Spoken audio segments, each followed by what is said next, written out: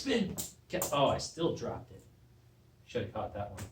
Hey, today's lesson is going to look a little different. We're going to introduce standard deviation. Blah. So we're just going to take some notes. So take the worksheet off the website and print it out or just pull it up on the screen. It's a Google Doc, so you could just type into that also, whatever you want to do there. Just make sure you take notes, okay? So here we go. What is standard deviation? Well, it's how spread the data is.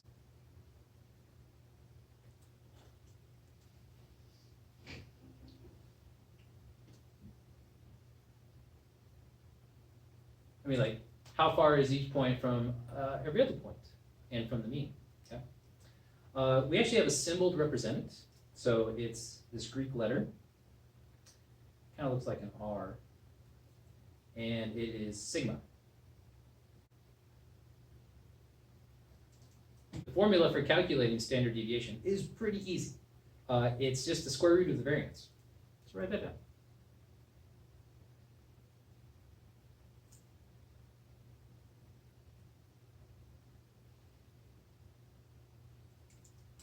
Now, since I'm editing the video, you can pause me at any time and write down the notes. But I do want you to write them down, okay? At least for today. The definition of variance. I'll talk more about that.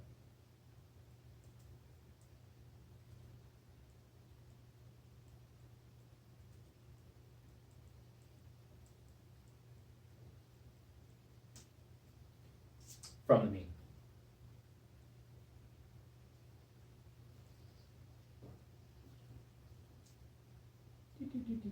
All right, so here are your 3 steps for calculating variance. Number 1,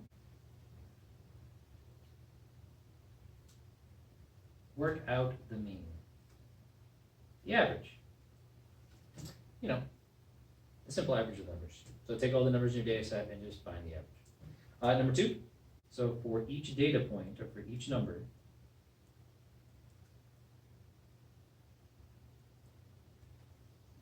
subtract the mean.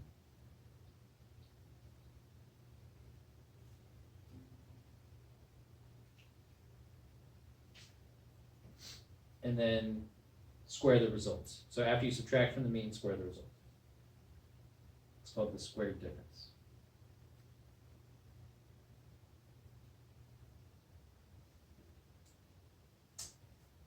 And then we're going to take all those squared differences and we're going to average those together. Okay?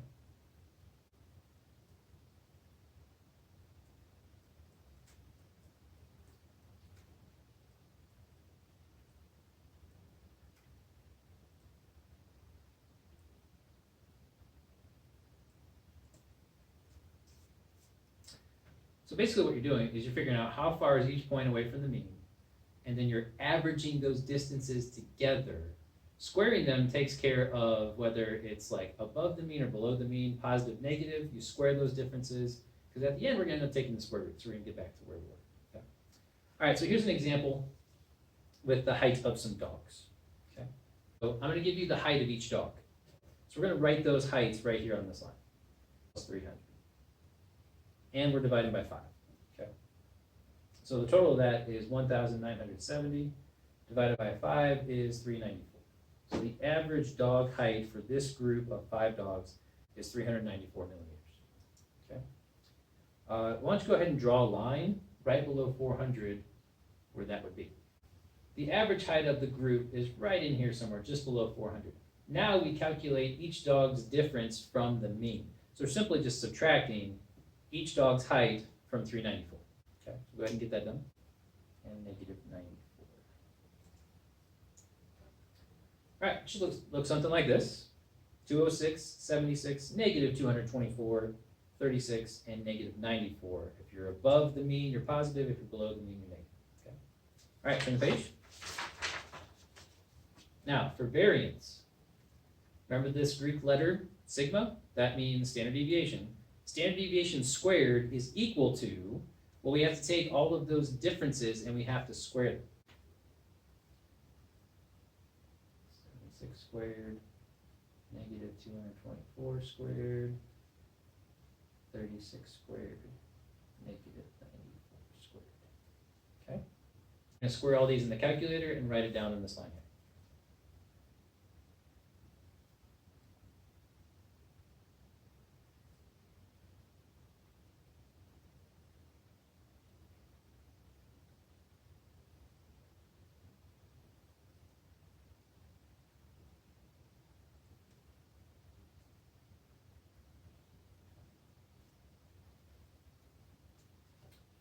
Okay, now that we have them all squared, we're going to add them together and take the average, which is divided by 5.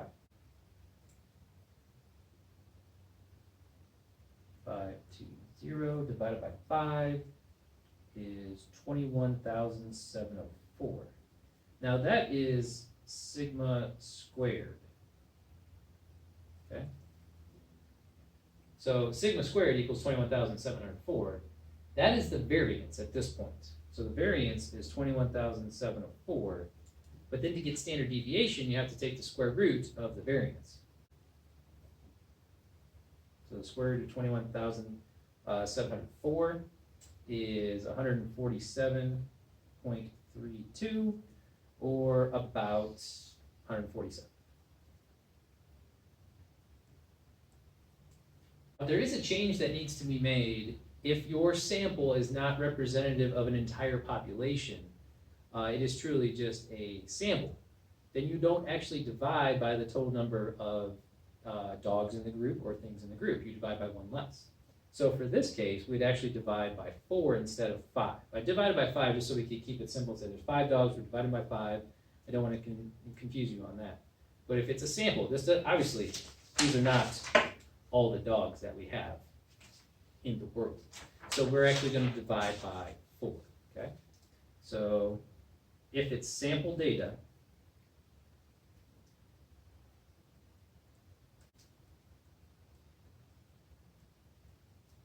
then we divide by 1 less, which we call n minus 1.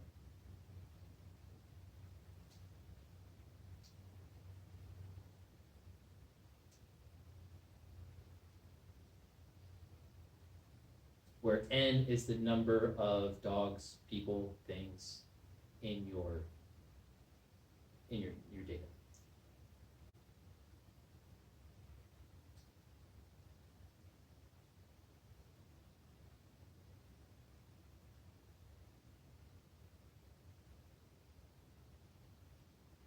There, I just put n as the number of data points. Okay. All right, what do we have here? This beautiful looking thing is a norm reference curve. 0 is the mean. Confuse you with slope. The mean goes in the middle, and the typical layout for most data sets would follow this bell-shaped curve, where 68.2% of the data is usually within what we call 1 standard deviation of the mean.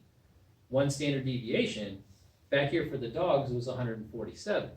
So if you took the average height of the dogs, which I think was, what was that, 394, and you add 147 and you subtract 147, that is within 1 standard deviation of the mean, right in here. Okay. 2 standard deviations, you simply take the 147, you add it twice, and you subtract it twice, and now you're with 2, 3, and so on. Okay? So what percent of the data is within 1 standard deviation of the mean? That'd be 68.2, already referenced that.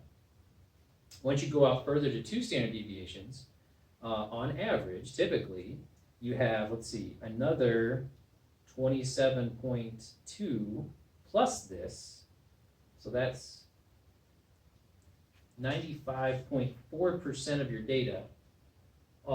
That's a lot.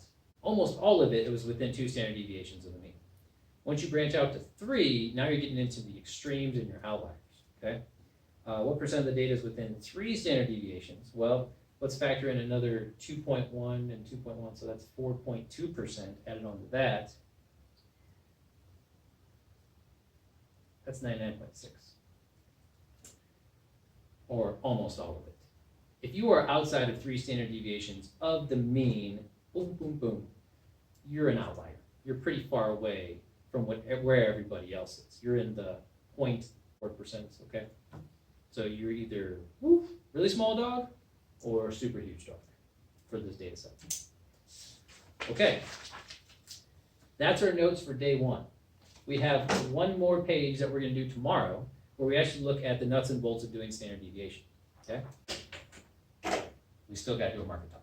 Because over there, I want to do just a quick review of a rational function. So,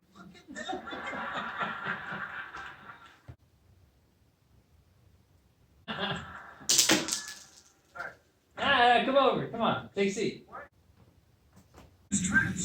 What you watching? It's the one where no one's ready. Oh, it's my favorite episode. You know, I feel a whole lot better if you got Yes, to the chair. That's right. I'm taking yes. Showing off We're gonna do the lesson. I don't know. Do this. Gonna sit here. Let's do good. Let's make me do it. Hey, me. Yeah. Yeah, you do it. All right, I'll do it. I mean, that's fine. So here's what we need to do. You've got a function. It's rational. We need to determine how this stuff came to be. Even though we can see it on the screen, I want to know that it's going to be there before it's even shown to me. Okay, so let's look at the function. First, let's start with the y-intercept. If you plug in 0 here and here, you get 2 over -5, which is -2/5 or -0.4. So it should cross the y-axis at -0.4. Check. Second thing is the x-intercepts. This is where you set the top equal to 0 and solve. Now, if you set x squared plus 2 equal to 0 and you solve it, you would subtract 2, take the square root of a -2. That's imaginary. It will not cross the x-axis. And as you can see, it does not do that. All right, hang with me. Number 3, vertical asymptotes. That's where you set the bottom equal to 0 and you solve. So let's do the same approach. Like we'll just set x squared minus 5 equal to 0. We'll add 5 to both sides and then take the square root. So the asymptote should be at root 5, positive root 5 and negative root 5. So x equals sqrt 5. Boom. That's exactly where the vertical asymptote is on that side. Now, if we do x equals negative sqrt root 5, that's where it is on the other side. Oh, they have to be the same color. And if you recall, I also like them to be dashed because they're not actually there. They're just showing you the guidelines. Okay. Fourth thing, horizontal. That's where if the degree of the top, which is a square, is equal to the degree of the bottom, then it's all about the coefficients of those squared terms, which is a 1 and a 1. Therefore, y equals 1. That's where the horizontal should be. Ooh, yeah. It's all looking so good. It just looks so good. Boom. Don't you like it? Don't you like it? What else is there? Holes. Oh, right. Did anything cancel? Well, you can't factor the top, and you can't really factor the bottom, so no, there's no holes. Okay? That's the end of the lesson. I would hand it back to those jokers, but they're just watching Friends. So I wish I could watch Friends. I'm always just stuck in here. Hey, you guys have a great Monday.